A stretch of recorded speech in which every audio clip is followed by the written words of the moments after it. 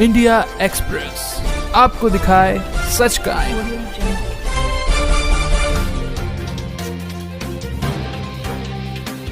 चला था। Honourable supreme court की 3 जजेस बेंच थी। उसमें honourable justice U Lalit, honourable justice Bela Trivedi, honourable justice Ravindra Bhat की बेंच थी। उन्होंने एक स्टेटमेंट ये भी कहा था कि every Sinner has a future.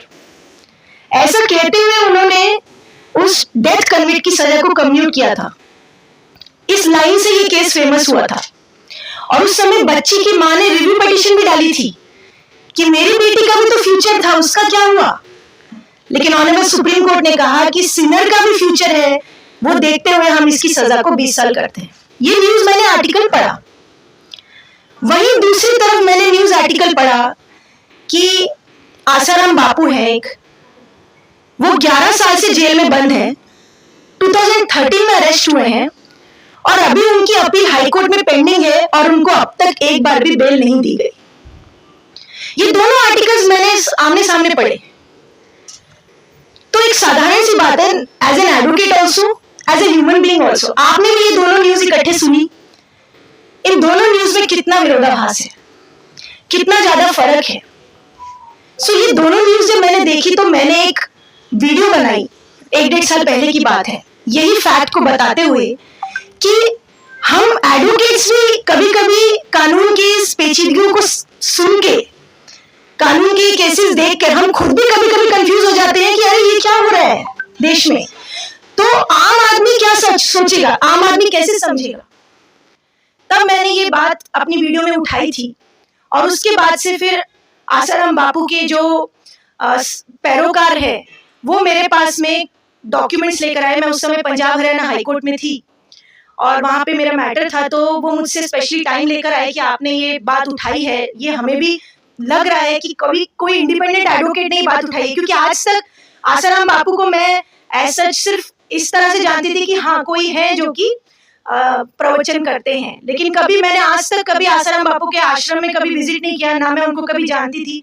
मेरी फैमिली इस्कॉन से जुड़ी हुई है और मैं परम पूज्य माऊली जी कथाकार है महाराष्ट्र में, उनको मैं उनके सत्संग में मैं जाती हूँ और इस्कॉन से मेरे मम्मी पापा जुड़े हुए। तो ऐसा आसाराम बापू से मेरा कोई लिंक नहीं था, ना कभी आज तक मैं उनके आश्रम में गई। दिल्ली में मैं रहती हूँ, वहां कभी मैं गई नहीं। लेकिन उन्होंने मुझे कहा कि आप एक बार केस पेपर्स देखिए, तो सारे केस पेपर्स वो मेरे पास लेकर आए। जोधपुर का केस है एक और एक अहमदाबाद का केस है, दोनों केस पेपर्स मेरे पास लेके आए। And you can not believe कि वो पेजेस जो केस पेपर्स थे, दे वर रनिंग इन थाउजेंड्स, 9,000 से ज्यादा पेजेस थे। बहुत मुश्किल था मेरे लिए पढ़ना, बिकॉज ऑलरेडी सुप्रीम कोर्ट में जो प्रैक्टिस करते हैं उनको टाइम तो बहुत ही मुश्किल से मिल पाता है। यहाँ भी आज मुझे बहुत रिक्वेस्ट किया सबने कि आप प्लीज टाइम निकालिए, तो मैं किसी तरह टाइम निकाल के आ पाई। तो उस समय 9,000 जब पेजेस मेरे सामने आए, मैंने पढ़ना शुरू किया। उसमें विक्टिम के स्टेटमेंट्स, एविडेंस, यानी एविडेंस मतलब जो भी गवाहों के बयान होते हैं, और साथ में क्योंकि जोधपुर के केस में जजमेंट आ चुकी थी तो जोधपुर की जजमेंट की कॉपी थी। अहमदाबाद की जजमेंट तब तक नहीं आई थी, 1 साल पहले की मैं बात बता रही हूँ। और सब एविडेंस के सब कागज मेरे सामने थे। And when I read those documents, I was shocked as an advocate, not as a human being. As an advocate, I was shocked. और मैं आपको यहाँ ये भी बताती हूँ कि आप किसी भी एडवोकेट जो प्रैक्टिसिंग एडवोकेट हो क्रिमिनल साइड में, अगर आप वो पेपर्स किसी ऐसे क्रिमिनल एडवोकेट को जो प्रैक्टिस करते हो ट्रायल कोर्ट में, हाई कोर्ट में, सुप्रीम कोर्ट में, आप उनको वो पेपर्स पढ़ा दीजिए, वो भी मेरी तरह ही शॉक हो जाएंगे। एक साधारण अगर हम बात करते हैं रेप केस की, तो जायज सी बात है, मैं खुद भी एक वुमेन हूँ और मैं खुद भी जब मैं इस फील्ड में आई तो ऑब्वियस ही बात है कि मैंने, आप मेरा कार्ड भी अगर देखेंगे, मेरे कार्ड पे लिखा है कि मैं पॉक्सो केसेस के लिए, विक्टिम्स के लिए फ्री ऑफ कॉस्ट फाइट करती हूँ।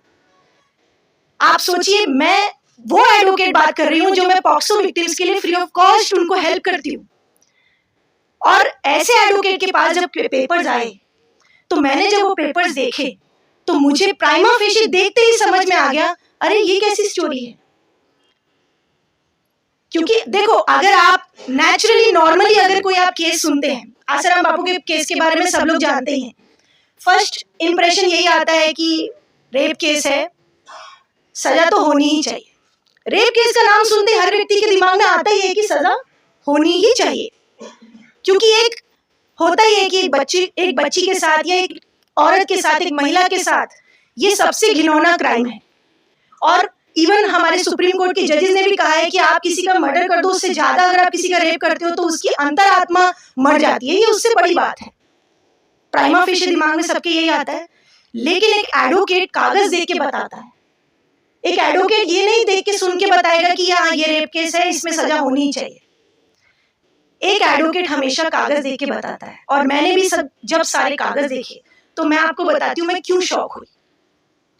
मैंने उसमें देखा कि जो विक्टिम ने उसमें स्टोरी बताई है वो एडमिसिबल है कि नहीं ये बात की बात है, लेकिन हमारे कानून में दो तरीके से कोर्ट में देखा जाता है कोई भी क्राइम। एक होता है एडमिसिबिलिटी, यानी ये क्राइम जो भी सब एविडेंस है ये एडमिसिबल है या नहीं है। दूसरा देखा जाता है कि क्या ये एक्सेप्टेबल है। आप समझ रहे हैं, there is difference between admissible and acceptable. Acceptable का मतलब होता है कि क्या ये पॉसिबल है कि ऐसा हो सकता है, क्या ये प्रोबेबल है कि ऐसा हो सकता है। प्रोबेबिलिटी का एंगल भी सुप्रीम कोर्ट, हाई कोर्ट और ट्रायल कोर्ट्स हर कोर्ट ने देखना होता है। आप सिर्फ इस बात से नहीं कि एक लड़की ने कोई बात बोल दी कि मेरे साथ में ऐसा ऐसा क्राइम हुआ है, या तो उस केस में कोई आई विटनेसेस हो, या फिर ऐसा कोई मेडिकल एविडेंस हो, या फिर कोई इंजरीज बोल रही हो। लाइक मैंने आपको शुरू में जो केस बताया जिसमें 4 साल की बच्ची का मर्डर हो गया, या फिर कोई ऐसा केस जिसमें निर्भया जैसा केस हो गया, जहां पर ऐसा केस जहां पे इंजरीज अपने आप में बोल रही हैं कि बच्ची के साथ में अत्याचार हुआ है। अगर ये सारी चीजें सामने नहीं होती हैं तो क्या चीज सामने होती है? लड़की का बयान। अगर मेडिकल इंजरीज या आई विटनेसेस नहीं होते तो फिर क्या होते हैं? सर्कमस्टेंसेस। हमारी लीगल लैंग्वेज में हम बोलते हैं circumstances speak in absence of other evidences. So circumstances में नंबर 1 एक तो लड़की का स्टेटमेंट होता है। अब बाकी के सर्कमस्टेंसेस क्या बोल रहे हैं कि ये घटना हुई है कि नहीं हुई है, उसको बोलते हैं प्रोबेबिलिटी, कि क्या ये घटना प्रोबेबल भी है। अब मैं आपको वो घटना बताती हूँ जो कि लड़की ने बताई है और वो जो मैंने पढ़ी है, एविडेंस से मैं आपको बता रही हूँ। उसमें जो विक्टिम का स्टेटमेंट है, विक्टिम का ये कहना है कि मैं आसाराम बापू के छिंदवाड़ा के गुरुकुल में पढ़ती थी। और मैं बहुत शॉर्ट में बता रही हूँ आपको, लेकिन करेक्ट बता रही हूँ एज पर द डॉक्यूमेंट्स। मैं छिंदवाड़ा के गुरुकुल में पढ़ती थी और मुझे वहां की जो वार्डन है उन्होंने कहा कि तुम्हारे ऊपर भूत प्रेत का साया है, इसलिए तुम्हारी तबीयत खराब है, इसलिए तुम्हें बापू से जाकर मिलना चाहिए। इसके बाद से जो हॉस्टल की वार्डन है उन्होंने लड़की के पेरेंट्स को फोन किया कि आप आइए और बच्ची को लेकर जाइए, बापू से मिलवा लीजिएगा। पेरेंट्स आते हैं गुरुकुल, मम्मी पापा दोनों, और विक्टिम को लेकर जाते हैं पहले अपने घर शाहजहांपुर लेकर जाते हैं। उसके बाद से घर ले जाने के बाद से वो फोन करते हैं एक साधक को जिसका नाम है शिवा। उसको फोन करते हैं कि हमें बापू से मिलना है, बापू कहाँ है। शिवा ने कहा दिल्ली में जाकर मिल लो। फैमिली 4 दिन बाद दिल्ली आती है और फिर उसके बाद से दिल्ली में बापू नहीं मिलते हैं। वहां पर शिवा उनको कहता है आप जोधपुर जाओ। जोधपुर में मनाई आश्रम में बापू रुके, वहां पर जाके आप मिलो। पेरेंट्स के साथ विक्टिम जोधपुर जाती है।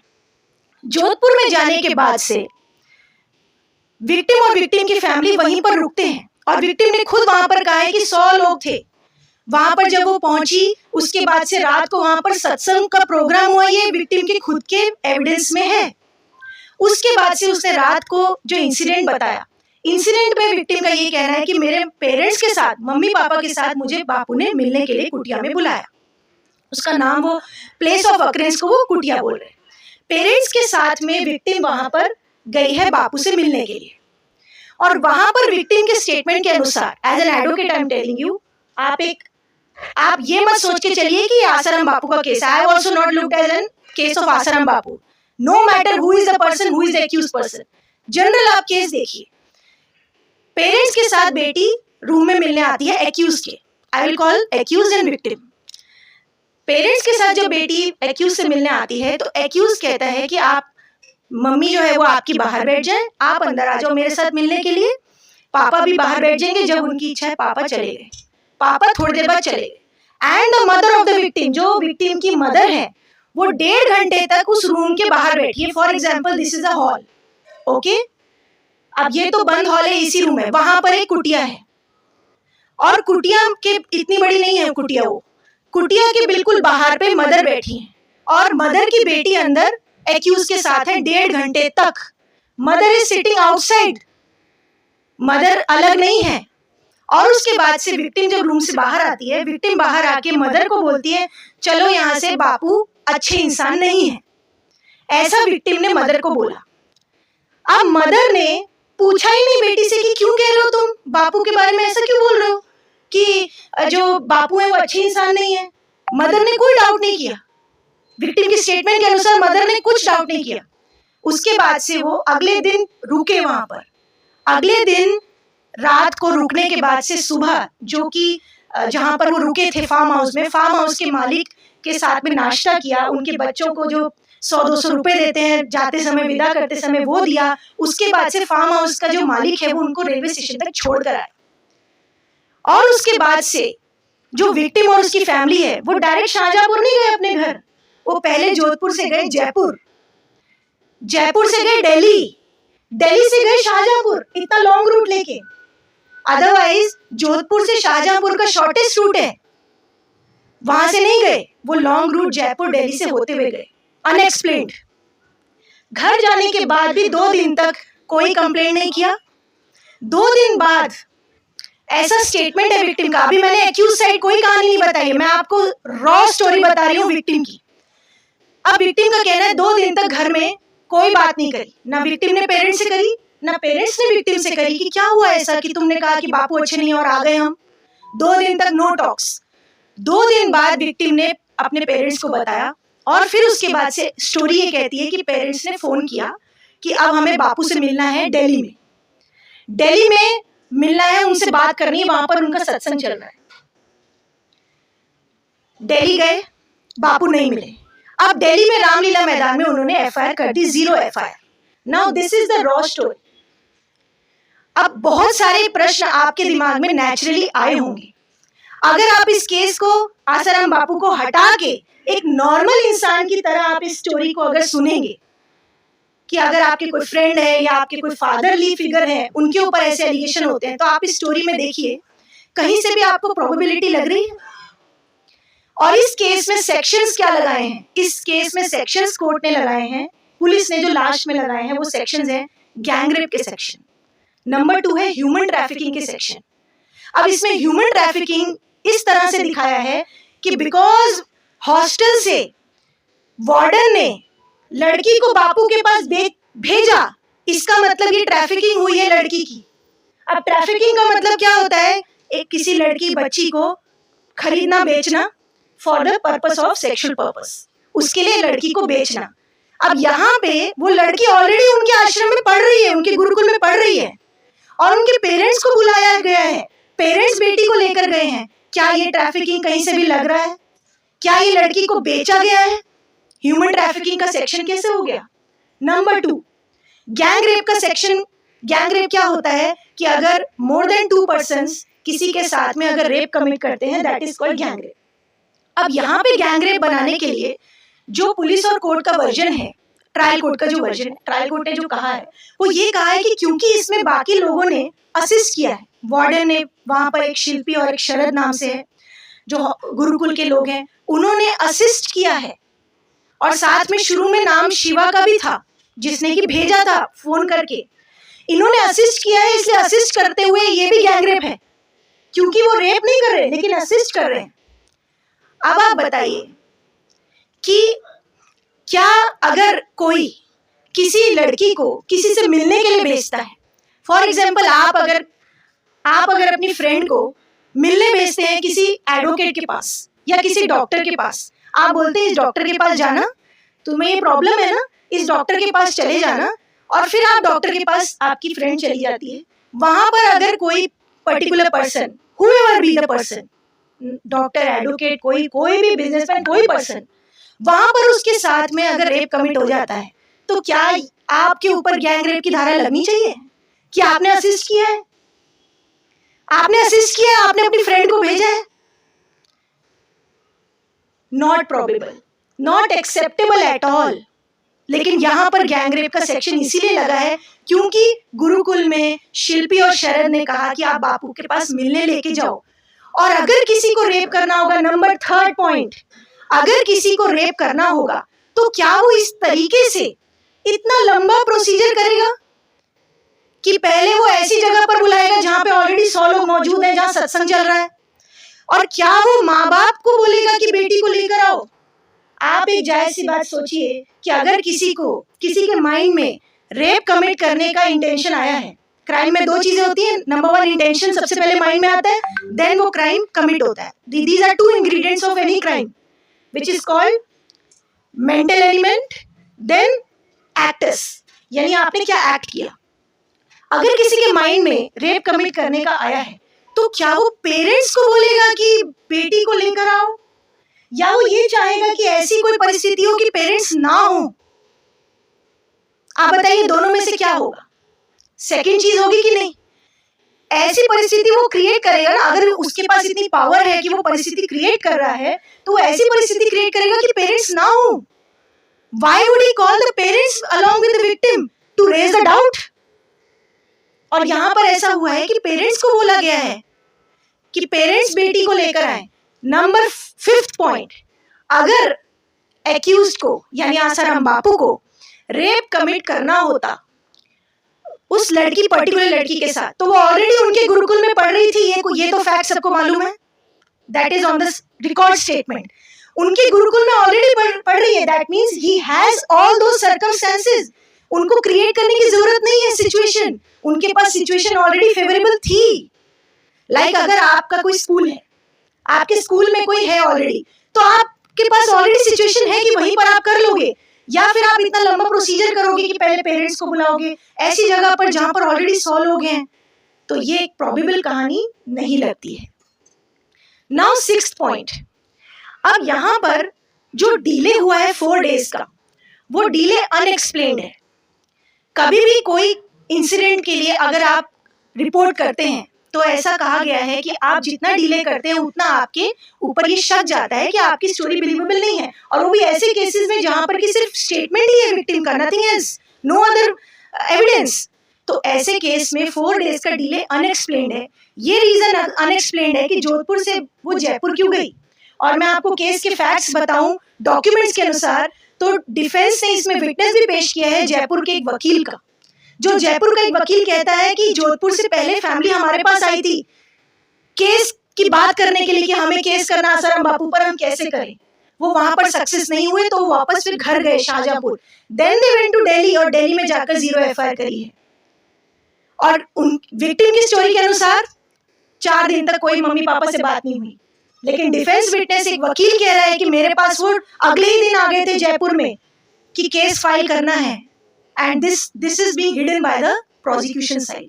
ऐसे बहुत सारे पॉइंट्स हैं। ये तो मैंने आपको एक जनरल प्रोबेबिलिटी का एंगल बताया जो एक नॉर्मल इंसान को भी समझ में आ जाएगा, लेकिन अगर मैं आपको यहाँ पे एविडेंसेस की बात करूँ, डिफेंस एविडेंस की बात करूँ, प्रोसिक्यूशन एविडेंस की जो लैकुनास है उनकी बात मैं आपको बताऊं, तो डॉक्यूमेंट्स पढ़ के मैं आपको गारंटी देती हूँ कि आप कोई भी क्रिमिनल एडवोकेट के पास फाइल लेकर जाइए और आप पूछिए कि क्या इस केस में गैंग रेप और ह्यूमन ट्रैफिकिंग के सेक्शंस मेड आउट होते हैं, इवन रेप के भी सेक्शन मेड आउट होते हैं कि नहीं।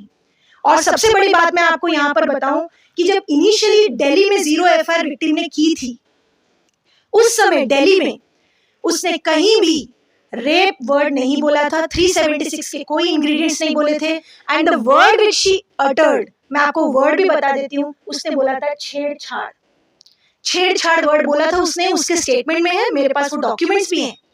उसके बाद दिल्ली में ही उसका 164 का स्टेटमेंट हुआ था।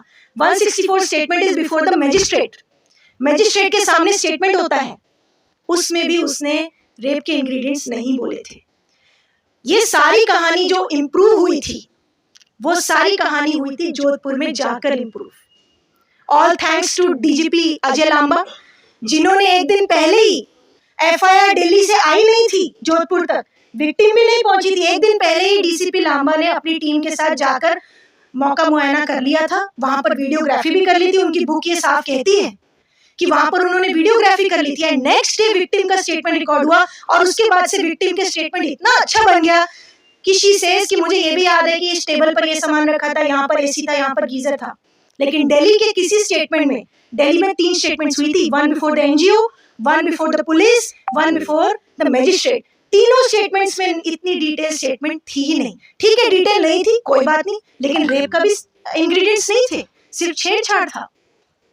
और इस केस के बाद जब मैंने अहमदाबाद का केस देखा, अहमदाबाद का केस देखकर तो मैंने, क्योंकि ये जब डॉक्यूमेंट्स देखने के बाद मानव बुद्धदेव चैनल ने मुझे कॉल भी किया था कि मैम आपने सारे डॉक्यूमेंट्स पढ़ लिए हैं तो हम चैनल पे कुछ चर्चा करना चाहते हैं। वहाँ पे बहुत लोगों ने कमेंट्स में बहुत क्वेश्चंस पूछे थे, मैंने सब क्वेश्चंस के आंसर दिए थे। यहाँ पर इतना टाइम नहीं है कि मैं बता सकूं।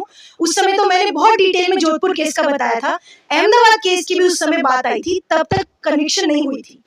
और उस समय तो मैंने ये कहा था कि इतना फिट केस है एक्विटल का, बिकॉज अहमदाबाद में 12 साल बाद एक लड़की ने आके कहा है after 12 years। Can you imagine? आज आप यहाँ जितने लोग बैठे हैं, मोर देन 40 years तो मैक्सिमम लोगों के हो चुके। आप एक बार इमेजिन कीजिए, आज कोई आके आपको कह देता है कि 12 साल पहले जब ये यंग थे ना, तब इन्होंने मेरे साथ में ऐसा ऐसा क्राइम किया, और वो डेट भी नहीं बताती है। Mark my words, there is no fixed date. How will you defend your case जब आपको पता ही नहीं है? आप खुद को उस जगह पर रखकर देखिए कि आपके सामने एक केस आता है 12 साल बाद, कोई आपकी कॉलेज की फ्रेंड आके बोल देती है कि 12 साल पहले इन्होंने मेरे साथ में ऐसा क्राइम किया था। अब आप बताइए, वकील के पास जाके आप क्या बोलोगे? वकील तो कहेगा डेट बताओ, उस समय आपकी ढूंढते हैं, आप उस समय कहाँ थे? आप कहोगे जी विक्टिम ने तो डेट ही नहीं बताई। अब आप डिफेंस कैसे करोगे अपना? आप क्या कहोगे कि मैं उस समय कहाँ था? अहमदाबाद के केस में यही फैक्ट्स हैं। लड़की ने एक बार बोला कि उस समय गुरु पूर्णिमा का दिन था, बाद में एक स्टेटमेंट में बोला नहीं गुरु पूर्णिमा के 2 दिन बाद हुआ था, फिर बोला नहीं गुरु पूर्णिमा के 2 दिन पहले हुआ था। No date. और 12 साल बाद कोई एविडेंस भी नहीं हो सकता कलेक्ट, कोई विटनेस भी नहीं हो सकता, सिर्फ और सिर्फ विक्टिम का स्टेटमेंट। और डिफेंस साइड से मालूम है कौन डिफेंस साइड से स्टेटमेंट देने आया था? उस लड़की की खुद की सगी बहन, रियल सिस्टर ने आके कहा कि मेरी बहन झूठ बोल रही है कि मैं आश्रम में थी, बंद थी, मेरे साथ ऐसा हो रहा था, लेकिन डर की वजह से मैं नहीं आ पा रही थी। बहन कहती हम तो खुद उसको बोलते थे कि चलो घर, उसने बोला कि मुझे घर नहीं जाना, और वो प्रवचन करती थी। वो तो आश्रम में 2-3 दिन ही आती थी, अदरवाइज फुल टाइम वो प्रवचनकार थी, वो जगह जगह पे वो प्रोग्राम्स करती थी। एंड वो अपने एरिया के गांव में भी आती थी जहाँ पे उसका घर था। रियल सिस्टर बोल रही है। लेकिन उस केस में भी अहमदाबाद की ट्रायल कोर्ट ने कन्विक्शन कर दी। So I was very shocked. Even मैं आपको बार बार यही बोल रही हूँ, क्रिमिनल एडवोकेट साहब डिस्कस कीजिए केस, वो भी शॉक हो जाएंगे। और ये आने वाले समय के लिए भी अच्छी बात नहीं है, क्योंकि आने वाले समय में अगर देखो कोई एक जजमेंट होती है, नॉट विथ स्टैंडिंग दैट ये आसाराम बापू का केस है, ऐसा आप मत सोचो कि जब कभी सुप्रीम कोर्ट या हाई कोर्ट में कोई और मैटर जाएगा तब कोई ऑपोजिट वकील इस केस की नजीर देगा। You know, we present the citations before the court. हम ऐसा कहते हैं कि इस केस में ऐसा हुआ था ना, तो इस केस में भी ऐसा फॉलो करो, इस केस में ऐसा हुआ तो इस केस में फॉलो करो। तब किसी व्यक्ति के केस में यही केस फॉलो होगा और कहा जाएगा कि जी आसाराम बापू के केस में तो 12 साल का डिले पे भी कन्विक्शन हो गई थी, तो आप में इनके केस में भी करो। तब क्या होगा? अगर इस तरह से केसेस होने लग जाएंगे, कन्विक्शन होने लग जाएगी कि 12-12, 20-20 साल बाद कोई भी आके कह देगा कि मेरे साथ ऐसा हुआ है। अगर ऐसे केसेस में कन्विक्शन होने लगेगी तो देश में उन रियल विक्टिम्स के साथ कब न्याय होगा जिनके साथ ब्रूटल सच में रेप होता है, जिनको रेप के साथ मर्डर भी कर दिया जाता है। और इसी डिसबैलेंस को देखते हुए मैंने इंडिपेंडेंटली जब इस केस को देखा, तब मैंने ये आवाज उठाई थी कि यहाँ पर तो अन्याय हो रहा है। और आपको मालूम है, अहमदाबाद के केस में ट्रायल कोर्ट ने ये कहा कि अगर ये केस एक नॉर्मल किसी व्यक्ति का होता ना, तब हम सोचते कि हाँ 12 साल बाद कैसे किसी ने कर दिया केस, लेकिन क्योंकि ये आसाराम बापू का केस है इसलिए कोई बात नहीं। इसीलिए कोई बात नहीं, 12 साल का केस है, बिकॉज वो इतने बड़े पोजीशन पर थे, उनके आश्रम में मीडिया वाले आते थे, उनके आश्रम में पुलिस वाले आते थे, उनके आश्रम में बड़े बड़े नेता आते थे। देयरफॉर 12 साल का डिले हम यहाँ नहीं देखेंगे। ये ट्रायल कोर्ट ने कहा है अपनी जजमेंट में, कन्विक्शन में। कितनी स्ट्रेंज बात है, यानी कि आसाराम बापू की तरह इस देश में कितने बड़े लोग हैं, कितने बड़े बड़े नेता भी हैं जिनके घर में आए दिन पुलिस आती है, कितने बड़े बड़े अफसर हैं, डीएम हैं। तो इसका मतलब उन सबको आज डर के रहना चाहिए। अगर ये केस की साइटेशन फॉलो होती है तो सबको डर के रहना चाहिए कि कभी भी मेरे बचपन की कोई सहेली आके बोल देगी कि ऐसा ऐसा हुआ है, और उसके बाद से कोर्ट कहेगी कि because you are at a big position और वो छोटी पोजीशन पे है, इसलिए डीले को हम नहीं देखेंगे, एविडेंस भी नहीं देखेंगे, जो वो बोल रही है वो हम मान लेंगे। क्या ये एक्सेप्टेबल है? इसीलिए अहमदाबाद की जजमेंट और जोधपुर की जजमेंट, दोनों के कन्विक्शन के ऑर्डर्स और दोनों केस के जो एविडेंस मैंने पढ़े हैं, यहाँ तो मैंने आपको बहुत शॉर्ट में बताया है। आप मैंने जो अपनी वीडियो बनाई थी जिसमें मैंने ये कहा था, आप जाके उस वीडियो में देख भी सकते हैं। आप अगर चैनल खोलते हैं fight for a right by RM Mishra and Kirti Ahuja, वो आप चैनल अगर खोलते हैं तो उसमें आपको मिलेगा कि मैंने बहुत ही डिटेल में अहमदाबाद की जजमेंट का from an aspect of an advocate legal analysis किया है। अहमदाबाद की जजमेंट का, जोधपुर की जजमेंट का भी आप वहां पे जाकर अगर डिटेल देखते हैं उस चैनल पर, तो आपको बहुत सारे ऐसे फैक्ट्स मिलेंगे जो आपको कभी किसी ने बताया नहीं होंगे। क्योंकि क्या होता है, कोई हाई प्रोफाइल केस होता है तो सिर्फ इतनी बात होती है, अरे अरे बच्ची के साथ हुआ है, सजा दे दो। लेकिन अंदर फाइल में क्या है ये बात भी जाननी चाहिए। और कन्विक्शन दोनों ट्रायल कोर्ट ने किया है, बट दोनों ही केस में अपील हाई कोर्ट में पेंडिंग है। और मैं ये उम्मीद करती हूँ कि हाई कोर्ट की नजर में ये सारी चीजें आए और हाई कोर्ट इस केस में, दोनों ही केस में एक्विटल करेगी, ऐसा मुझे लगता है। Because as per the legal angle, जो भी हमारे देश में लॉ है, उस लॉ को अगर ठीक से फॉलो करते हैं तो हाई कोर्ट में ये दोनों केस में उन्हें बरी होना चाहिए। अब मैंने यहाँ पे आपको बहुत शॉर्ट में दोनों केस का एनालिसिस बताया है। अगर आपके पास कोई भी सवाल है, लीगल सवाल, यानी कि कोई भी अगर केस से संबंधित, क्योंकि मैंने केस के फाइल्स पढ़े हैं, एविडेंस से संबंधित, कन्विक्शन से संबंधित, आगे की लीगल रेमेडी से संबंधित, लीगल एंगल से जो भी आपका सवाल है, आप एक एक करके मुझसे पूछ सकते हैं। Can I have water? पानी। मैडम, आपने इतनी सारी बातें बताई, जब आसाराम बापू जी का केस चल रहा था तो उस वक्त तो जो लॉयर थे, जो उनके केस, उन्होंने ये सारा मुद्दा क्यों नहीं उठाया? उठाया होगा डेफिनेटली, ऐसा नहीं कह सकते कि उन्होंने नहीं उठाया, लेकिन मीडिया में नहीं उठाया। देखो, जब कोई केस ट्रायल में होता है, नंबर 1, तब मैटर सब जुडिस होता है। तो जो लॉयर्स कोर्ट में आर्ग्यू कर रहे थे, जरूरी नहीं कि उन्होंने वो बात मीडिया में बोली हो, क्योंकि उस समय सब जुडिस था मैटर। कोर्ट में उठाया है, because I have seen the file, मैंने एविडेंस देखे हैं, कोर्ट में ये सारी बातें उठाई हैं। लेकिन जैसा कि मैंने कहा कि ट्रायल कोर्ट ने डिफेंस के विटनेसेस को, डिफेंस के एविडेंस को, डिफेंस की कोई भी बात को, ये सारी लैकुना जो प्रोसिक्यूशन की हैं, काफी हद तक उठाए हैं, लेकिन ट्रायल कोर्ट ने उनको कंसिडर नहीं किया है। सो यही इसी वजह से तो अपील में हाई कोर्ट में मैटर है। हालांकि कुछ 1-2 पॉइंट रह भी गए हैं, कुछ पॉइंट्स हैं जो कि देखो, हर वकील का सोचने का एक नजरिया होता है। हर कोई भी आप केस किसी वकील को देंगे, वो अपने एंगल से सोचेगा। पर इनके केस में भी ऐसा नहीं है कि उठाया नहीं कोई पॉइंट, लॉयर्स ने उठाए हैं, कुछ पॉइंट रह भी गए हैं, लेकिन वो सारी बातें अब जो है अपीलेट कोर्ट में, हाई कोर्ट जो है सब बातों को देखे, ऐसी मेरी उम्मीद है। अभी जो आपने बोला, जो आश्रम सीरीज 2 में आया था, जो आपने जो बताया, वो पेरेंट्स को, लड़की को लेके गया था वो, हाँ, और आपने वो भी बताया कि एडवोकेट के पास गया था, वो डर के हमारे एडवोकेट ने वो केस नहीं लिया होगा, ऐसा नहीं? अगर ऐसी बात है तो प्रोसिक्यूशन ने ये छुपाया क्यों? अगर ऐसी बात है तो प्रोसिक्यूशन ने ये बात क्यों छुपाई कि वो जयपुर गए थे? उन्होंने तो कहा कि 4 दिन तक विक्टिम ने पेरेंट्स को बताया ही नहीं है, उनकी स्टोरी तो ये कहती है। ये तो डिफेंस ने ये बात लाई कि जयपुर के एडवोकेट से मिलने गए थे। अगर ऐसा होता कि डर की वजह से वकील ने मना किया है, तो ये फैक्ट प्रोसिक्यूशन के लिए तो फेवर में था, प्रोसिक्यूशन ने क्यों नहीं उठाया? कई लोग ऐसे डर के मारे बाहर भी नहीं आए, क्योंकि हमला होगा, ऐसा होगा, ऐसा। कौन लोग नहीं बाहर आए? दूसरे जो है, सबको मालूम है जो हमला हुआ है। साक्षियों पे हमला क्यों हो रहा है? देखो, जो ये वाला जो मैटर है कि हमला जो हो रहा था, वो अभी तक भी इन्वेस्टिगेशन में ये साबित कहीं से नहीं हुआ है, कोई एविडेंस मेरे सामने नहीं आया है। अगर आएगा तो मैं स्टडी करती हूँ कि वो किसने करवाया था।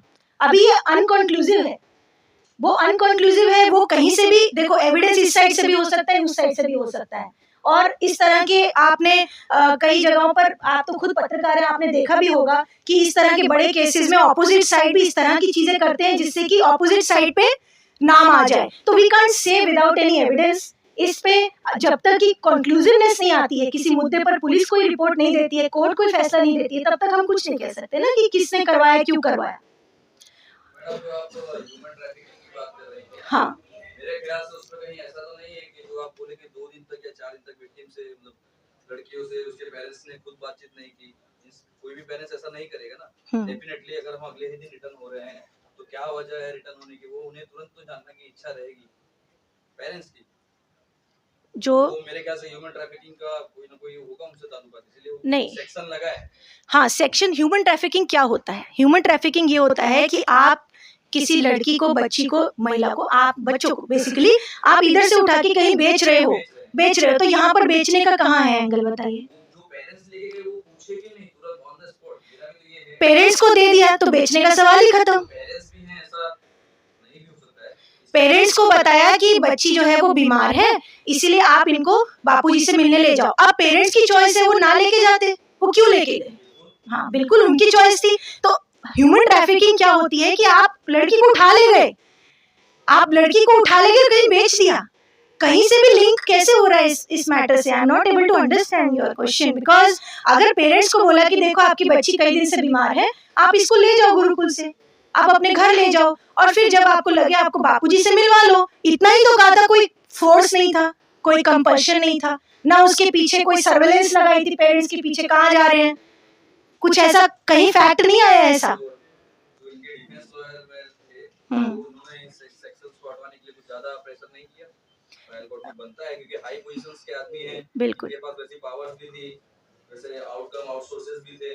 इनके लॉयर्स को बिल्कुल उठाया होगा, बिल्कुल उठाया है, डिफेंस लॉयर्स ने काफी सारे पॉइंट्स उठाए हैं। जजमेंट में गलत नहीं होता, लोगों को भी रहती है। सुप्रीम कोर्ट का अभी, हाँ, सुप्रीम कोर्ट का अभी जजमेंट नहीं आया है, ट्रायल कोर्ट की कन्विक्शन हुई है, अभी हाई कोर्ट में पेंडिंग है, उसके बाद सुप्रीम कोर्ट आएगा। अभी तो हाई कोर्ट में पेंडिंग है ना, सुप्रीम कोर्ट ने अभी तक कोई फाइंडिंग नहीं दी है। इवन इफ अगर 1-2 बार कोई मैटर बेल में गया भी है तो एवरी टाइम सुप्रीम कोर्ट ने ये कहा है कि हम मेरिट्स पे कुछ नहीं बोल रहे हैं। मेरिट्स का मतलब होता है केस के फैक्ट्स पर। अभी हाई कोर्ट डिसाइड करेगी कि क्या ट्रायल कोर्ट ने जो कन्विक्शन किया है वो सही है या नहीं है, अभी हाई कोर्ट में पेंडिंग है। अभी आप प्रेस से क्या उम्मीद रखी है, जो हमका यहाँ पर बुलाया है, तो प्रेस से आपकी क्या उम्मीद? देखिए, आपको ध्यान हो, बिल्कुल आपने अच्छा सवाल पूछा है। आपको याद होगा कि 13 साल पहले जब ये केस फर्स्ट टाइम आया था, तब प्रेस की क्या भूमिका थी? तब प्रेस ने अपनी भूमिका निभाई थी कि नहीं? तब प्रेस ने मैटर को हर दिन चलाया था, लेकिन तब तो कुछ कोर्ट का कोई डिसीजन भी नहीं था, कोई फैक्ट सामने थे भी नहीं, पूरी स्टोरी को पिक्चराइज, विजुलाइज करके दिखाते थे। I have seen that time, और रोज मीडिया में चलता था, रोज मीडिया में चलता था कि नहीं? तब आपको किसने बुलाया था? लेकिन तब मीडिया में प्रॉपर ट्रायल चल रहा था, साइड बाय साइड कोर्ट में ट्रायल चल रहा था, मीडिया में भी ट्रायल चल रहा था। तो आज अगर कुछ ऐसे फैक्ट्स हैं जो कि मीडिया को नहीं पता है और अब पता चल रहे हैं, तो मीडिया की क्या उस समय जो जिम्मेदारी थी, क्या आज जिम्मेदारी नहीं है? अगर उस समय मीडिया को लगा कि आसाराम बापू एक्यूज थे और उस समय उनको लगा कि विक्टिम के साथ गलत हुआ है, तो मीडिया ने अपनी जिम्मेदारी निभाई।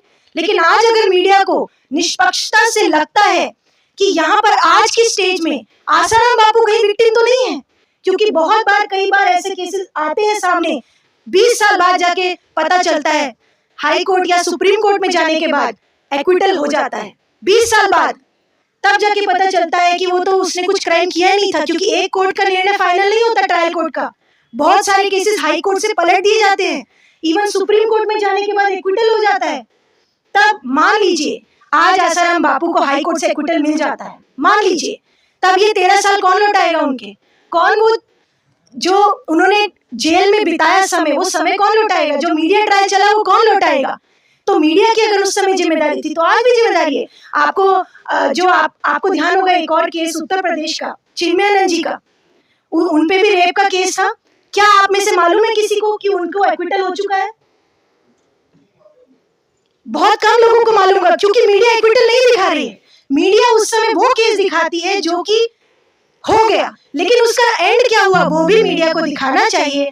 ऐसे फैक्ट्स भी दिखाने चाहिए दोनों तरफ से, क्योंकि देखो, मैंने मानव बुद्ध चैनल पर भी ये बात बोली थी कि अगर कोई दोषी है डेफिनेटली वो छूटे नहीं, लेकिन अगर कोई निर्दोष है तो वो फंसे नहीं। ये हमारे देश में कानून है और होना ही चाहिए। अगर इस दृष्टि से कोर्ट्स चलती हैं तो ही किसी को न्याय मिल पाएगा। अदरवाइज जरूरी नहीं है कि विक्टिम जो कोर्ट के या पुलिस के पेपरों में जिनका नाम विक्टिम है वही विक्टिम है, वही विक्टिम है। कई बार एक्यूज साइड भी विक्टिम होते हैं अगर फॉल्स केस हो जाए तो। इसीलिए जिम्मेदारी आज आपकी ये बनती है कि जो सही फैक्ट्स है वो भी आप दिखाएं। मुझे याद नहीं आई है और मैं 13 साल पहले भी नहीं थी। मैंने जैसा आपको शुरू में भी बताया कि एज ए लॉयर मैंने ये केस पढ़ा था न्यूज आर्टिकल में। दोनों आर्टिकल साथ साथ छपे थे। मोहम्मद फिरोज वाला केस जो मैंने बताया सुप्रीम कोर्ट से कम्यूट हुआ, दूसरी तरफ इनका केस था। तो मुझे थोड़ा आश्चर्य हुआ, तो मैंने उसके ऊपर एक वीडियो रिलीज करी कि एक लॉयर होके मुझे कंफ्यूजन हो रहा है, देयर इज नो बैलेंस। तो एक आम आदमी क्या सोचेगा। मेरी इस वीडियो रिलीज करने के बाद से आसाराम बापू के जो लोग हैं, उनके एक पैरोकार रामचंद्र भट्ट, वो मेरे पास हाईकोर्ट में आए, डॉक्यूमेंट्स लेकर आए। उन्होंने मुझे कहा डॉक्यूमेंट्स पढ़िए। जब मैंने डॉक्यूमेंट्स पढ़े तब मुझे पता चला ये शॉकिंग केस है, तब मैंने आपको बताया है। अदरवाइज 13 साल पहले तो मुझे पता नहीं था, मैं इस केस के बारे में कुछ भी नहीं जानती थी। वो तो मुझे अभी पता चला। Otherwise no link with any of the person. मैंने जैसा बताया कि कभी मैं आश्रम, देश में इनके बहुत जगह आश्रम में कभी विजिट भी नहीं किया, घूमते फिरते भी नहीं।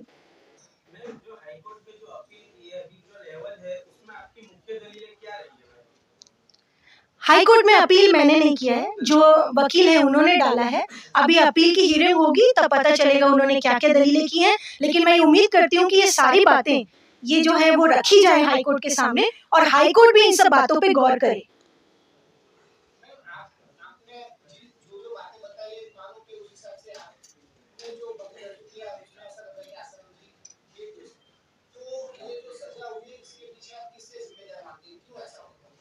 देखिए, किसी एक को जिम्मेदार नहीं कह सकते हैं आप।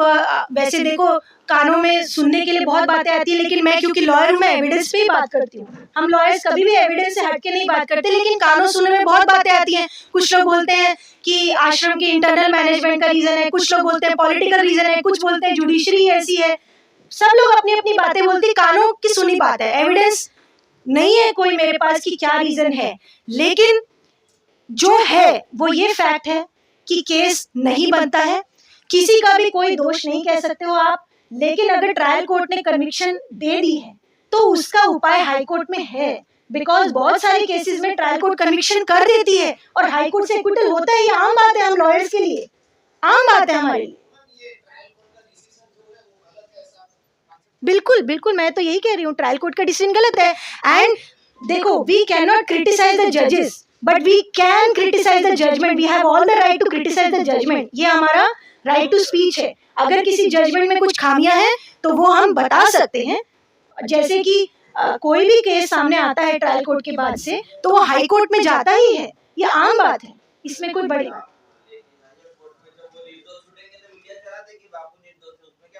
देखिए, उस समय भी तो दोषी करार नहीं हुए थे, तब मीडिया ने क्यों चलाया? यही मेरा क्वेश्चन है कि उस समय भी तो दोषी करार ट्रायल कोर्ट से नहीं हुए थे। आप उस समय कह देते कि ट्रायल कोर्ट जब दोषी करार करेगी तब हम न्यूज चलाएंगे। लेकिन क्या मीडिया ने ऐसा कहा? क्या मीडिया रुक गई उस समय? FIR 0 नंबर पे हुई थी, दर्ज भी नहीं हुई थी। उसी दिन से लगातार आप सब यहाँ मौजूद हैं, हर दिन आपने रिपोर्टिंग करी, तब आपने क्यों नहीं इंतजार किया कन्विक्शन का? हाँ,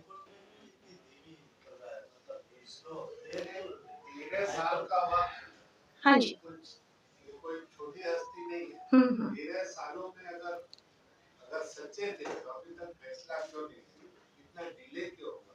मान लो आम आदमी और छोटा आदमी हो तो कुछ कर ही नहीं सकता। बिल्कुल बिल्कुल, ये तो बात है ही, और इसीलिए ये बात आपको उठानी चाहिए। यही तो बात है, यही तो मीडिया का फायदा है और यही मीडिया की जिम्मेदारी है।